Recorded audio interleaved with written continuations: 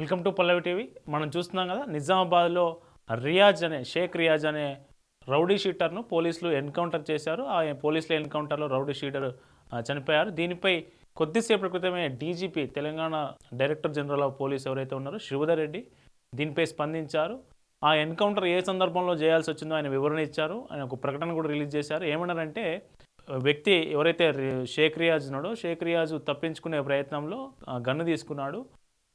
ఇప్పటికే ఒక కానిస్టేబుల్ను కత్తితో పొడిచి చంపేశారు. ఇంకో కానిస్టేబుల్ పైన కూడా కాల్పులు జరిపే ప్రయత్నం చేస్తున్నాడు. అక్కడ హాస్పిటల్ అంటే మిగతా పేషెంట్లు, జనాలు కూడా ఉంటారు కాబట్టి అందరి ప్రాణాలకు ముప్పు పొంచి ఉన్న నేపథ్యంలోనే ఖచ్చితంగా అతనిపై పోలీసులు ఆత్మరక్షణ కోసం ఫైరింగ్ చేయాల్సి వచ్చిందనేది డీజీపీ చెప్పడం జరిగింది. షేక్ రియాజ్ ఎన్కౌంటర్ పట్ల జనాల్లో హర్షం వ్యక్తం అవుతున్నది. నిజానికి నిజామాబాద్లో అసలైన దీపావళి ఈరోజు, షేక్ రియాజ్ చనిపోవడం ఈరోజు అంటూ పోలీసులు కావచ్చు, అక్కడ ఉన్న పట్టణ ప్రజలు కావచ్చు, టపాసులు పేల్చుకుంటున్న సందర్భం మనకు కొన్ని వీడియోలు సోషల్ మీడియాలో వైరల్ అవుతున్న పరిస్థితి కనిపిస్తూ ఉంది.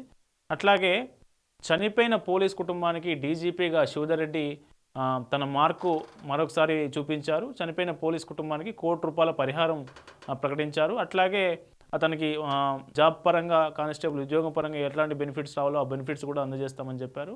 ఈ మొత్తం ఒక పోలీసుని చంపిన రౌడీ షీటర్ను ఎట్లా ఎలిమినేట్ చేయాలనే అంశం మీద ఈ పాత్ర నిజానికి ఎన్కౌంటర్ చేసింది నిజామాబాద్ పోలీసులు అయినప్పటికీ, ఈ పాత్రలో దీని వెనుక ఉన్నది, ఎన్కౌంటర్ వెనుక ఉన్నది మాత్రం ఖచ్చితంగా డీజీపీ అన్న చర్చ కూడా జరుగుతూ ఉన్నది. ఎందుకంటే డీజీపీ ఇప్పుడు డైరెక్టర్ జనరల్ ఆఫ్ పోలీస్గా ఉన్నటువంటి శ్రీధర్ రెడ్డి ఇంతకుముందుకు ఇంటెలిజెన్స్ చీఫ్గా ఉన్నారు.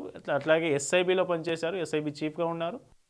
చాలా సంవత్సరాల పాటు ఆయన ఇంటెలిజెన్స్ వింగ్లోనే ఉన్నారు. ఇంటెలిజెన్స్ చీఫ్గా ఉన్నప్పుడు 2016 ఆగస్టు 8న షాద్ నగర్లోని మిలీనియన్ టౌన్షిప్లో ఒక ఎన్కౌంటర్ జరిగింది. ఆ ఎన్కౌంటర్లో చనిపోయింది ఎవరో కాదు, Mohammed Nayeemuddin alias Nayeem. Notorious criminal, చాలా డేంజరస్ నెట్వర్క్ ఉన్నటువంటి క్రిమినల్. అతన్ని టచ్ చేయడం, అతని దగ్గర పోవడం కూడా ఎవరి తరం కాదు. అట్లాంటి నొటోరియస్ క్రిమినల్ను ఎలిమినేట్ చేయడంలో, దాన్ని యాక్షన్ ప్లాన్ రూపొందించడంలో కావచ్చు, దాన్ని ఎగ్జిక్యూట్ చేయడంలో కావచ్చు, దాన్ని సక్సెస్ఫుల్గా ఎన్కౌంటర్ చేయడంలో కావచ్చు, కీలక పాత్ర పోషించింది కూడా మన డీజీపీ శ్రీధర్ రెడ్డి అని చెప్పవచ్చు. ఈయన నేతృత్వంలోనే ఆ ఎన్కౌంటర్ ఎగ్జిక్యూషన్ జరిగింది. కాబట్టి అప్పట్లో అంత పెద్ద యాంటీ సోషల్ ఎలిమెంట్ను ఎలిమినేట్ చేయడంలో కీలక పాత్ర పోషించినటువంటి శ్రీధర్ రెడ్డి సాధారణ జనాలకు, సాధారణ సంఘానికి, సమాజానికి కీడు తలపెట్టే వ్యక్తినే ఎన్కౌంటర్ చేసినటువంటి వ్యక్తి ఇక్కడ డీజీపీగా బాధ్యతలు తీసుకొని సరిగ్గా 3 వారాలు అయిందో లేదో, 3 వారాల తర్వాత మనకు ఒక కానిస్టేబుల్ను చంపిన రౌడీ షీటరు కానిస్టేబుల్ జోలికి వస్తే డీజీపీగా శ్రీధర్ రెడ్డి ఎట్లా ఊరుకుంటాడు? కాబట్టి ఖచ్చితంగా ఆ ఎన్కౌంటర్ చేయడంలో, దాన్ని ఎగ్జిక్యూట్ చేయడంలో, షేక్ రియాజ్ను ఎలిమినేట్ చేయడంలో శ్రీధర్ రెడ్డి తన మార్కు మరోసారి చూపించాలనే చర్చ జరుగుతూ ఉన్నది. అట్లాగే ఇతని గురించి మనం చర్చించుకోవాల్సిన విషయం ఏంటంటే, శ్రీధర్ రెడ్డి ఇంటెలిజెన్స్ చీఫ్తో పాటు గ్రేహౌండ్స్ స్క్వాడ్రన్ కమాండర్గా కూడా పనిచేశారు, ఎస్ఐబిలో పనిచేశారు. ఆ సమయంలో మావోయిస్టులను కావచ్చు, నక్సలైట్లను కావచ్చు, గెరిల్లా వార్ను అణచివేస్తున్న తీరును చూసి, ఆ ఎన్కౌంటర్ల తీరును చూసి శ్రీధర్ రెడ్డికి రక్త పిపాస్ అనే పేరు కూడా గెరిల్లా వారికి సంబంధించిన సభ్యులు పిలిచేవారంటే మనం అర్థం చేసుకోవచ్చు. ఎంతగా సంఘ వ్యతిరేక శక్తులను ఎంతగా వేటాడేవాడు, ఎంతగా పరిగెత్తించేవాడో మనకు అర్థం చేసుకోవచ్చు. సేమ్ అప్పుడు నయీం, ఇప్పుడు రియాజ్, సేమ్ టు సేమ్ సంఘానికి వ్యతిరేకంగా ఉన్నటువంటి యాంటీ సోషల్ ఎలిమెంట్ను నయీంని ఎట్లయితే సంఘం నుంచి ఎలిమినేట్ చేయించిండో ఎన్కౌంటర్ ద్వారా, ఇప్పుడు పోలీసుల జోలికే వచ్చినటువంటి షేక్ రియాజ్ అనే రౌడీ షీటర్ను తీసి పరేసిండు డీజీపీగా శ్రీధర్ రెడ్డి.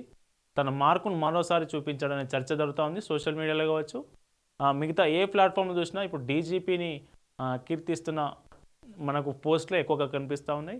నిజానికి ₹1,00,00,000 బాధిత కుటుంబానికి ఒక మామూలు ప్రమోద్ అనే కానిస్టేబుల్, సిసిఎస్లో పనిచేసే కానిస్టేబుల్ నిజామాబాద్లో ఒక నిందితుడిని తీసుకురానికి పోయి అకారణంగా చాలా దారుణంగా కత్తిపోట్లకు గురై చనిపోవడం అనేది చాలా రాష్ట్ర డీజీపీ దీన్ని సీరియస్గా తీసుకున్నారు. కాబట్టి అతనికి ₹1,00,00,000 పరిహారంతో పాటు అతనికి ఉద్యోగపరంగా ఏమి ఇవ్వాలో, ప్రభుత్వ పరంగా ఏమి ఇవ్వాలో అవన్నీ ఖచ్చితంగా ఇస్తామని ప్రకటించారు. నిజానికి ఇట్లాంటి డీజీపీ ఉన్నప్పుడే పోలీసులకు కూడా ఒక భయం ఉంటుంది, అట్లాగే వాళ్ళకు కూడా ఒక భరోసా కూడా ఉంటుంది. భయం అంటే యెస్, మేము ముందుకెళ్ళొచ్చు, మా మా వెనుక మా బాస్ ఉన్నాడు, మేము ఖచ్చితంగా మా విధులను కరెక్ట్గా నిర్వర్తిస్తే మమ్మల్ని రక్షించే బాధ్యత ఆయనది, మా కుటుంబాలను రక్షించే బాధ్యత ఆయనది అనే ఒక నమ్మకం, భరోసా ఉంటుంది. అట్లాగే మిగతా వాళ్ళనే తప్పు చేసిన మిగతా వాళ్ళకే అట్లాంటి శిక్షలు పడతాయంటే మేము డ్యూటీలో ఉండి లేదంటే డిపార్ట్మెంట్లో ఉండి మేము కూడా తప్పు చేస్తే మాకు ఇంకా ఘోరంగా శిక్షలు ఉంటాయనే భయం కూడా ఒక విధంగా డీజీపీ ఇచ్చినట్లయింది. నిజానికి ఈ 2 ఇష్యూలు మనం కంపేర్ చేస్తే దాదాపు 2016, 2025 దాదాపు 10 ఏళ్ళు కావస్తుంది. 10 ఏళ్ళ తర్వాత ఈ 2 ఇష్యూస్ను నిజానికి షేక్ రియాజ్, మొహమ్మద్ నయీమ్‌తో పోల్చొద్దు. కానీ కాకపోతే అక్కడ ఆ సందర్భం వేరు, ఈ సందర్భం వేరైనా కానీ వ్యూహ రచన మాత్రం శివధర్ రెడ్డిదే. డీజీపీగా ఉన్నటువంటి మన శివధర్ రెడ్డిది కాబట్టి అతన్ని పోలీస్ డిపార్ట్మెంట్లో ప్రతి ఒక్కరూ అతను ఈరోజు ఒక సంబరాలు నిజంగా దీపావళి చేసుకుంటున్నంత సంబరంగా, ఆనందంగా ఫీల్ అవుతున్నారు పోలీసులు కావచ్చు, నిజామాబాద్ లోకల్ ప్రజలు కావచ్చు. సో ఇది మొత్తానికి శివధర్ రెడ్డి డీజీపీగా, అంటే శివధర్ రెడ్డిగానే తన మార్కు మరోసారి నిరూపించుకున్నారు. ఇప్పుడు డీజీపీగా ఉండి డైరెక్ట్ ప్రకటించారు, ఎన్కౌంటర్ చేయాల్సి వచ్చింది, ఏ పరిస్థితుల్లో చేయాల్సి వచ్చింది అనేది ఖచ్చితంగా ఆయన ప్రకటన చేశారు. కాబట్టి ఇది మొత్తానికి శివధర్ రెడ్డి తన మార్కును మరోసారి చూపించుకున్న తీరు.